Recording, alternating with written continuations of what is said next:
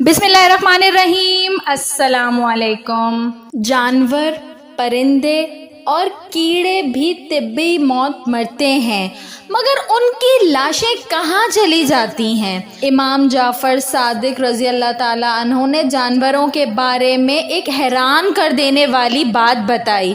आपने फरमाया, परिंदे, कीड़े और जानवर भी यकीनी तौर पर तिब्बी मौत मरते हैं, लेकिन इन तिब्बी मौत मरने वाले परिंदों के मुर्दा जिस्म किसी को नज़र नहीं आते।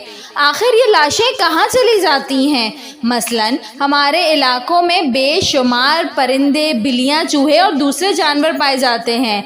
रोज़ाना हज़ारों परिंदे और दूसरे जानवर मरते होंगे, लेकिन उनके मुर्दा जिस्म हमें कहीं नज़र नहीं आते। अलबत्ता इन मुर्दा जानवरों की लाशें हमें नज़र आती हैं, जो कैद में मर जाएं या उन्हें जहर दे दिया हो, या शिकारी ने या किसी दूसरे परिंदे ने उसे घायल किया हो। आहिस्ता आहिस्ता दम निकलते हुए आपने किसी जानवर को नहीं देखा होगा, यहाँ तक कि किसी चूंटी को भी नहीं। इमाम जाफ़र सादिक रज़ी अल्लाह ताला अन्हु ने फरमाया, ये मुर्दा अजसाम तुम्हें इसलिए नज़र नहीं आते कि परिंदों और दूसरे जानवरों को अपनी मौत का इल्म अल्लाह की तरफ से पहले ही हो जाता है। वो इस मुकर्रर वक्त से पहले पहले पहाड़ों की गारों, दरख्तों के खोखले तनों, ज़मीन के सुराखों या गहरे गड्ढों में जाकर बैठ जाते हैं और वहीं मर जाते हैं।